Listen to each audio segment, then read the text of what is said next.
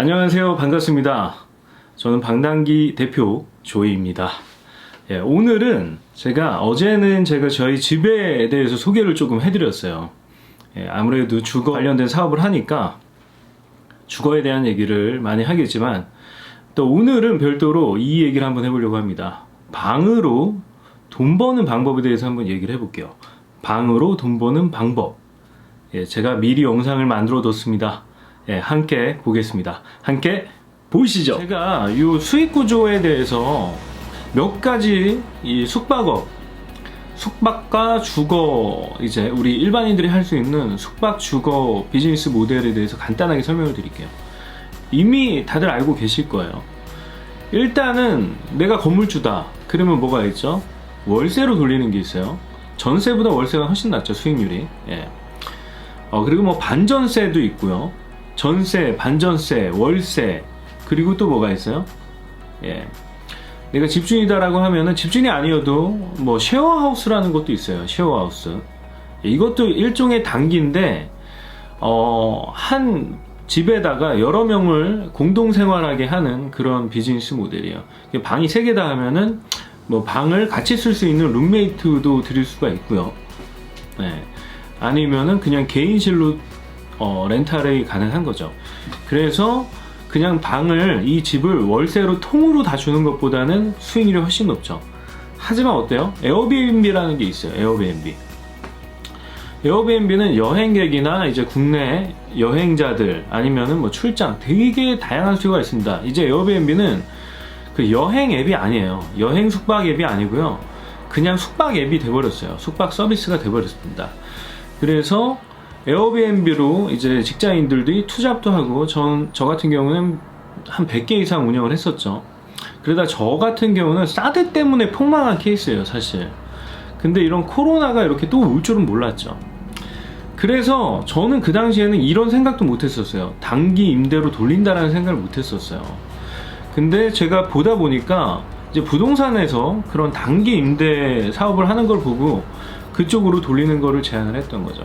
그래서 결국 전세, 반전세, 그리고 월세, 그리고 뭐 쉐어하우스, 그리고 이제 숙박 단기 임대가 있어요. 전대를 하는 거예요, 그렇죠? 그리고 또 뭐가 있어요? 에어비앤비가 있는 거죠. 그리고 기존에 이제 호텔이나 모텔이나 뭐 요런 거가 있죠. 여러분 요 라인을 제가 이렇게 텍스트를 여기다 입력을 할 건데 요렇게 한번 보세요. 그러면 어때요?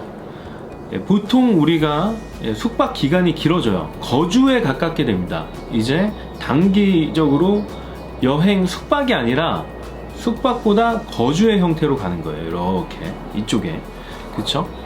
그러니까 그러면 어때요? 이 장기가 뭡니까? 관리는 필요가 없죠. 번거롭지가 않아요. 그쵸? 근데 이쪽 초 단기 날짜가 이제 쪼개지고 있는 거예요. 시간이. 그쵸? 시간이 쫙쫙쫙쫙 쪼개지면서 어때요? 청소도 해야 되고 빨래도 해야 되고 관리하는 비용이 증가합니다. 이쪽으로 갈수록. 그쵸? 에어비앤비도 그렇고요. 그래서 제가 에어비앤비랑 이 단기 숙박 임대업 부동산에서 주로 하는 이 비즈니스를 곰곰이 비교를 해봤어요. 그랬더니 그리고 부동산을 실제 운영하시는 분들한테 많이 물어도 보고 했는데 이 단기 숙박 임대업과 지금 에어비앤비를 비교하는 겁니다. 단기 숙박 임대업 같은 경우에는 비수기에는 20만원 정도 남겨요. 그리고 부동산이 하니까 또 부동산 수수료도 추가 수익이 되는 거죠. 근데 부동산이 아닌 뭐 집주인이나 아니면 전대로 세입자들이 방을 빌려주는 경우에는 부동산 수수료가 비용으로 발생합니다. 그래가지고 이거를 계산을 하면은 부동산에서 직접 운영한다고 했을 때 강남권을 예로 들면요, 이게 지역마다 많이 달라요. 제가 홍대에서 부동산 20년 한 형이랑 친하게 지내는데 제 사무실도 구해주고 그래가지고 다 매장부터. 근데 그 형이랑 얘기했는데 되게 달라요. 강남이랑 홍대랑 굉장히 다릅니다. 강남과 강북은 전혀 다른 세상의 얘기예요. 일단 수익률은 강북은 확실히 수익률이 높지가 않아요. 별로 좋지 않은 매물들이 단기 매물로 나오는 경우가 많고요. 반면에 이제 그러니까 좋지 않다기보다는 좋지 않은 걸 수 있어요. 왜냐면은 그 매물 자체가 싸게 나오는 거를 이제 부동산의 입장에서도 이걸 수익화 하려면은 거기다 이제 직기들이 들어가잖아요. 이걸 풀 옵션을 때려 넣어야지만 단기로 머물 사람들이 빌릴 거 아니에요. 그렇기 때문에 한 맥시멈 한 200만 원 정도를 때려 넣는다고 합니다. 한 100만 원에서 한 80에서 한 200만 원 많이 하면은, 그러니까 좋은 매물일 경우에는 200만 원까지 때려 박은 거예요. 저희가 에어비앤비 게스트하우스로 돌리는 것처럼. 예. 그랬는데 이게 저렴한 매물로 나온 것들을 부동산에서 이제 계약을 해가지고 1년 계약을 하는 거죠. 그리고선 그거를 다시 전대로 빌려주는 거예요. 뭐 집주인의 허락을 받든 안 받든 그거는 나중에 생각해 보도록 합시다. 예. 허락 안 받으면 불법이에요. 예. 그리고 뭐 근데 뭐 형사적인 그런 건 아니고 문제의 소지가 있는 거죠. 근데 허락을 받으면은 합법적으로 할 수가 있는 거예요. 임대업이 되는 겁니다. 단기 숙박 임대업이 되는 거예요. 아, 숙박업은 아니죠. 임대업이죠. 예, 아무튼 간에 그래서 하는데 싸게 나오는 매물이라는 거는 그런 결점이 많은 매물들이 보통 싸게 나옵니다. 뭐 교통 위치가 안 좋거나 건물이 오래됐거나 그런 것들이 싸게 나오기 때문에 부동산에서 그걸 빌려서 거기다가 조금 꾸며가지고 이제 다시 전대를 내놓는 거를 이제 단기 숙박업이라고 저는 정의를 내릴게요. 그리고 에어비앤비 같은 경우는 제가 주구장창 설명한 대로 이제 예전에는 그런 게 많았어요. 이렇게 호스텔식이 있고 뭐 방 하나에 막 그 더블 베드 같은 거 넣어가지고, 더블 베드가 아니라 2층 침대 같은 거 막 때려 넣어가지고 여러 명을 숙박시키고 1세대, 2세대, 3세대 이렇게 진행이 가면서 이제는 오피스텔이나 원룸 타입을 빌려가지고 프라이버시가 중요하니까 그런 거 위주로 이제 그 에어비앤비 호스트들이 사업을 하고 있어요. 근데 지금 그것도 다 개박살 났어요, 정말. 코로나 때문에. 아무튼 간에 뭐 호텔도 그렇고 에어비앤비 본사도 다 개박살 났어요. 지금 상장 계획도 다 취소되고요. 아무튼 간에 얘기가 길었는데 수익률을 비교해 봅시다. 우리가 다 돈 벌려고 하는 거 아니겠습니까? 그래서 제가 부동산들한테 많이 물어봤어요. 이게 그 직장인들이 투잡으로 에어비앤비 하듯이 돈을 벌 수가 있는 구조냐 하니까 당연히 가능하대요. 그래서 부동산들이 많이 해요. 심지어 어떤 부동산에서 회사 차원에서 하는 경우는 많지는 않고요. 공인중개사들이 그쪽에 발견 있고 매물을, 좋은 매물들을, 싼 매물들을 잘 아니까 기회가 오잖아요. 접점에 있으니까. 그래서 운영을 많이 한다고 합니다. 한 5개 정도씩 운영하는 사람도 많다고 해요. 그래서 한 4개 해서 한 달에 200만원 고정 수익을 만드는 거죠. 그리고 아니면은 비수기에는 20만원이니까 그게 뭐예요? 보통 한 100만원에서 200만원 월 현금으로 발생시킬 수가 있는 거예요. 그리고 보통 3개월 단위로 계약을 하기 때문에 한 4번 정도의 수수료 수익이 발생하는 거죠. 자기가 뭐 수수료를 내는 건 아니니까, 자기가 운영하는 경우에. 근데 자기가 빌리는 사람한테는 수수료를 받겠죠. 자기가 중개를 하고 계약서를 쓰니까. 그렇죠? 근데 다 받지는 않는다 그래요. 그게 보통 한 120에 120 강남에 보통 그런 정도의 시세거든요.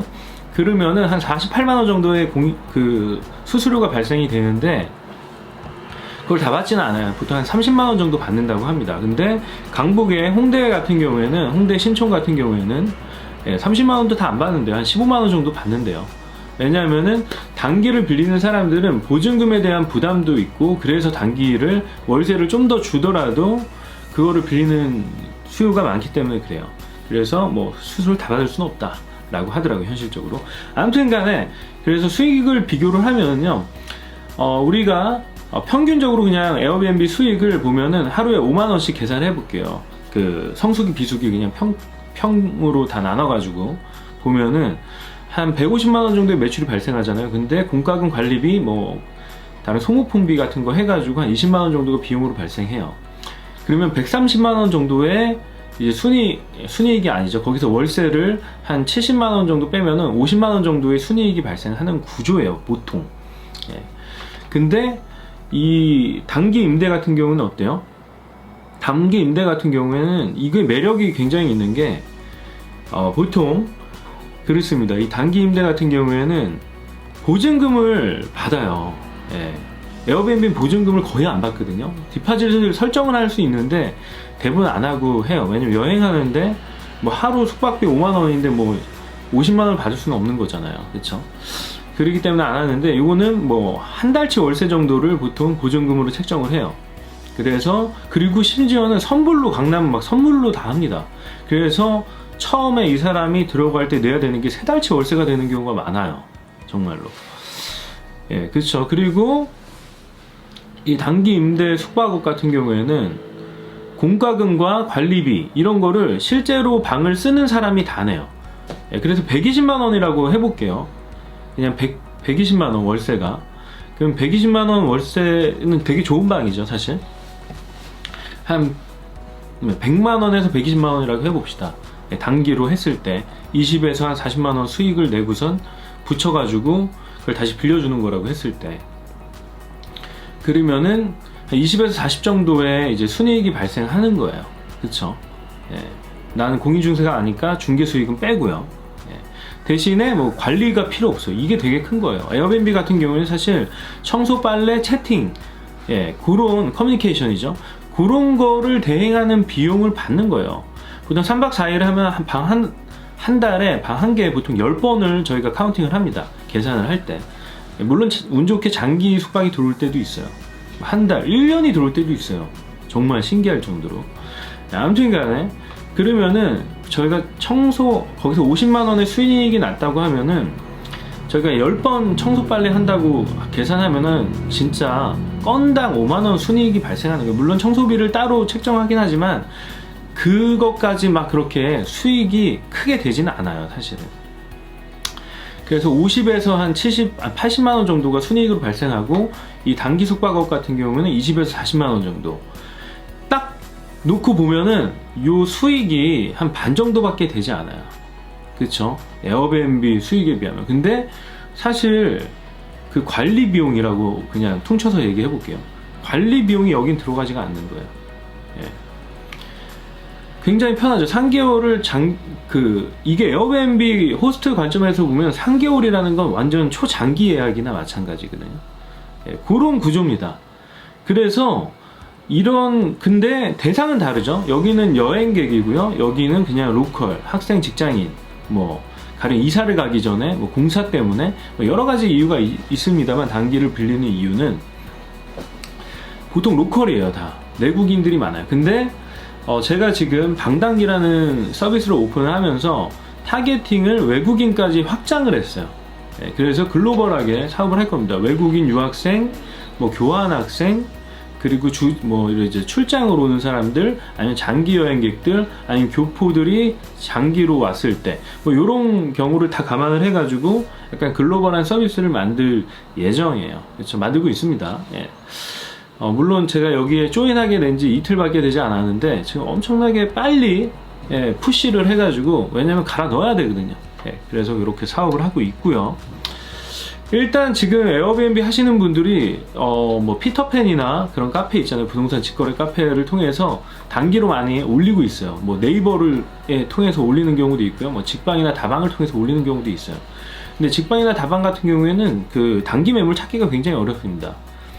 보기도 번거롭고, 물론 게시판이 따로 있긴 있어요. 피터팬은 게시판이 따로 있는데, 직방 그리고 허위 매물이 너무 많아요. 그래서 저희가 하고 있는 서비스가 경쟁력이 있는 것이죠. 네, 아무튼 간에 그래요, 여러분. 이 설명이 길었는데, 이 숙박업, 이제 개인들이 할 수 있는 숙박업은 이런 생태계예요.